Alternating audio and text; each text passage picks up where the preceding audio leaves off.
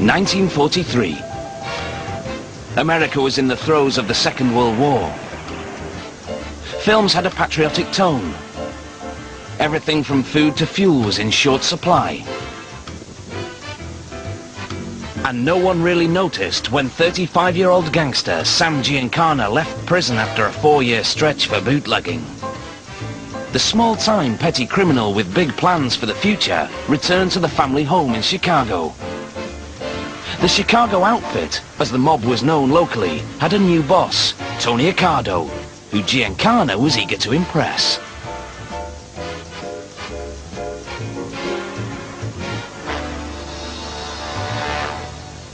Apparently, while Sam Giancana was in prison in Terre Haute, he met Eddie Jones, who was with his brothers. They were the biggest black policy operators in Chicago.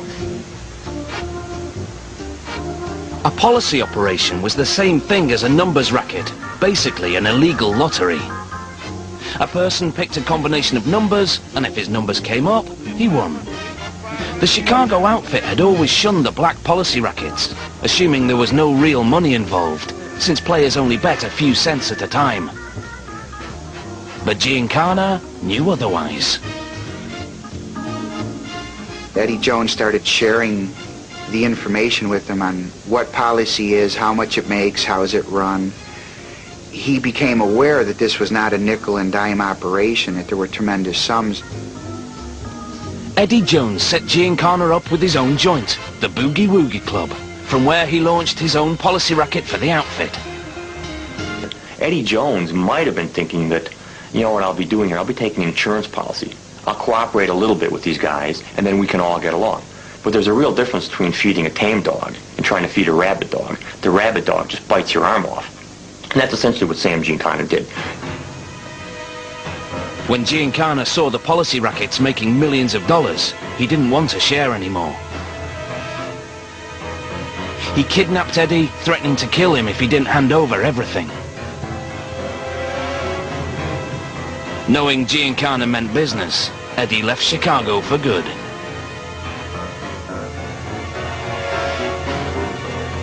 Sam Giancana was on his way. When you come up with an idea that produces a lot of money for the mob, you've done yourself a very good turn, and you're going to be a rising star in the mob. If you are bringing policy money into the mob, you're suddenly a lieutenant. You're suddenly a boss. Giancana used his profits to invest in other enterprises, a horse racing club, a shrimp exporting business in Cuba, casinos and lounges that fronted gambling clubs. They were all money makers. Once Sam Giancana started rising in the mob, like all mobsters, he wanted the better things in life. So what he did then was he moved out of Chicago and moved to the suburb of Oak Park. Built a reasonable size, nice home, not gaudy or ostentatious. Cloaking himself in respectability, Sam lived a traditional Italian lifestyle and demanded that his family do the same, even though his wife Angeline's health was fragile. He treated his wife basically like a scrub woman, a person who kept the house and kept it clean, and when they came home at midnight and wanted pasta or sausage and chichi beans, she got out of bed and made it for them. That's what you did when you were an old world Italian wife. Top dog at home, Giancana wanted the same power in the outfit. He was making big money for the organization and getting in with mob leader Tony Accardo. In 1956, all his ambitions were about to be realized. Sam Giancana was ruthless, an egomaniac, and he wanted to be top dog. Eventually, Accardo decided that he wanted to step down as day-to-day operating boss. It puts a lot of wear and tear on a guy, and just recede to be the chairman of the board. Giancana became the boss by bringing in the goods, by running his crews, by overseeing gambling, by simply doing what the mob had to do to bring in cash. Accardo trusted him. Sam Giancana liked to be number one. He let everybody know that at that time he was the capo de capo of the Chicago crime syndicate. But what price was Sam Giancana willing to pay to be the boss?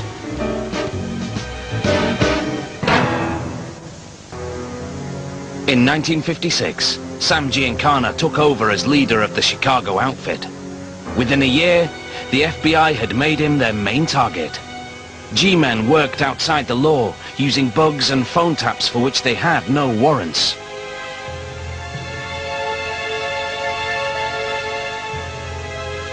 Even his love trysts came under the FBI's scrutiny.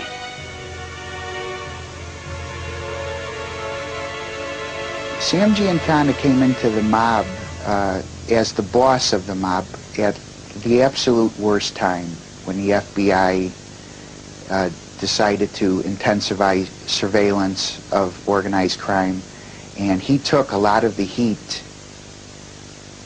Until 1957, FBI Director J. Edgar Hoover had vehemently denied the existence of an organized crime syndicate in America.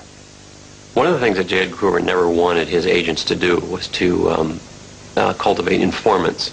And in order to get into the mob, you had to have informants. You had to have people who were double agents who would go both ways for you. Hoover never wanted that. He felt his agents could be corrupted. But a meeting of mob bosses forced Hoover's hand.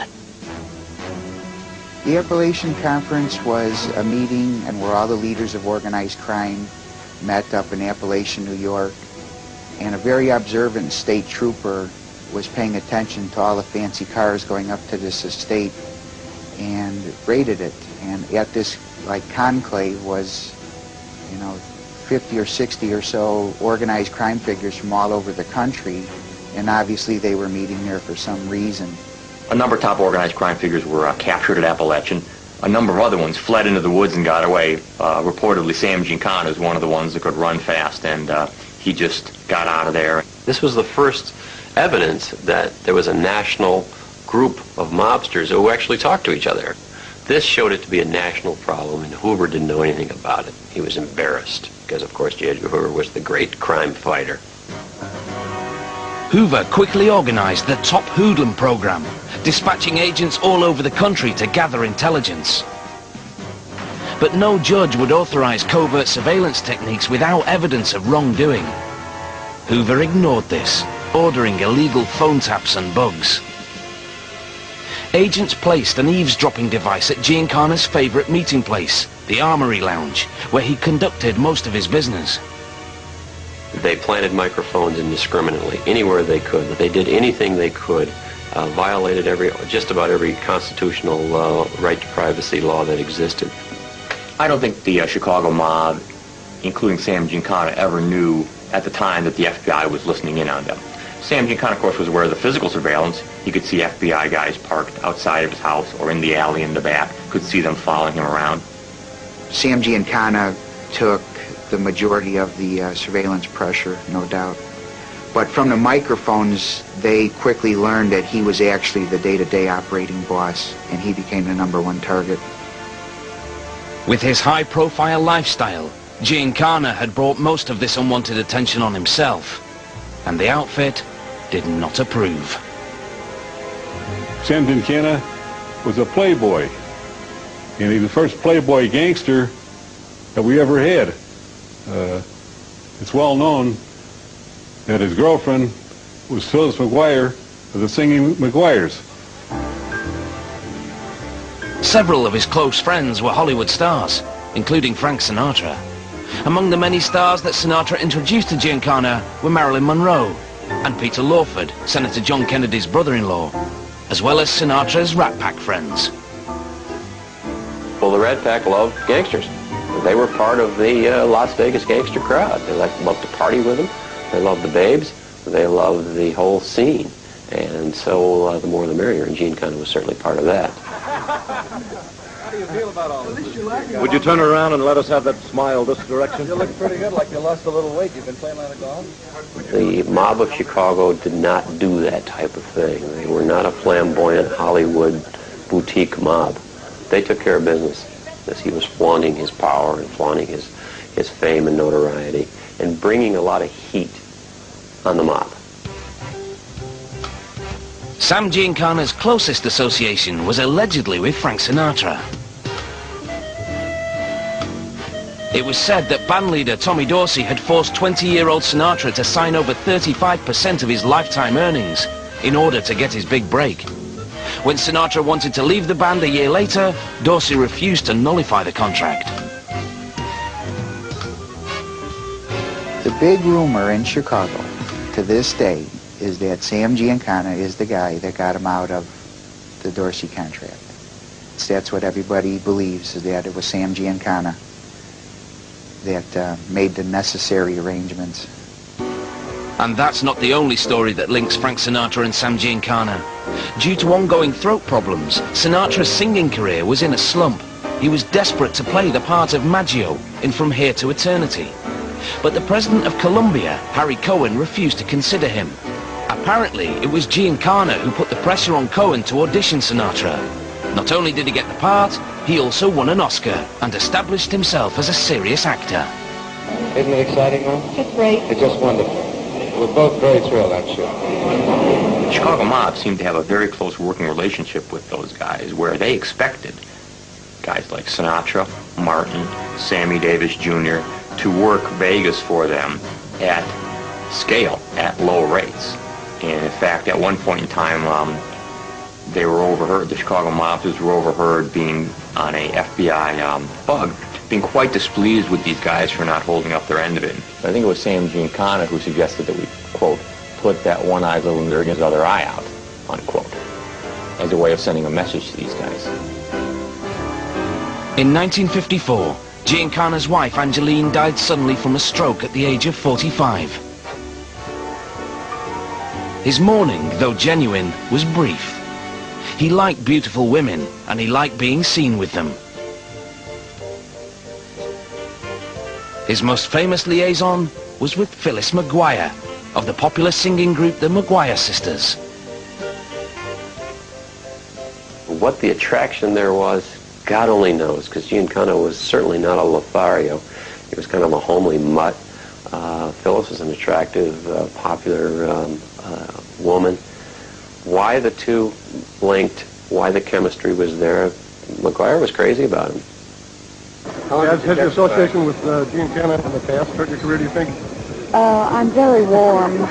It's very warm here. Where are you going now? It wasn't a good career move for either Sam Giancana or Phyllis McGuire, probably, to have the relationship they had. Phyllis McGuire was America's sweetheart, and now she's seen running around with a known gangster. By running around with one of the most well-known entertainers of that day, he called all kinds of attention onto himself. The FBI followed them everywhere, taking pictures, bugging hotel rooms and tapping their phones.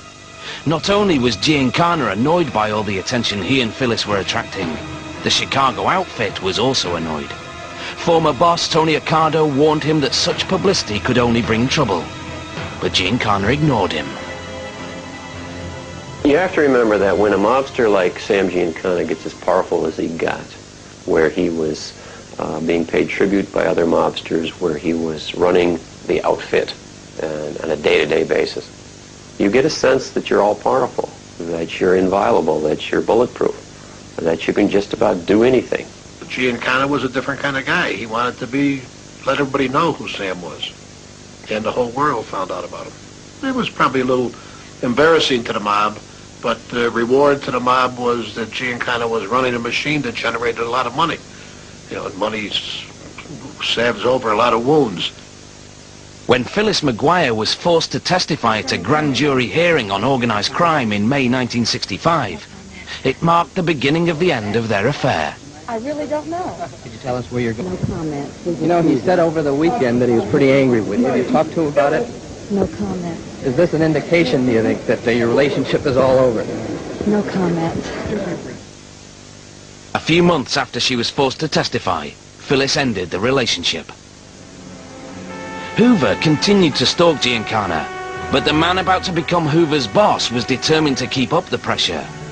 Robert Kennedy, the new Attorney General under his brother JFK, would become Giancana's sworn enemy. Many have since suggested that squaring up to Sam Giancana may have been the Kennedys' undoing.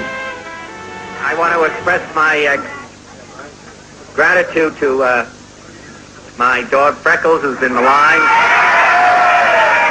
And I don't care what as Franklin Roosevelt said, I don't care what they say about me, but when they start to attack my dog.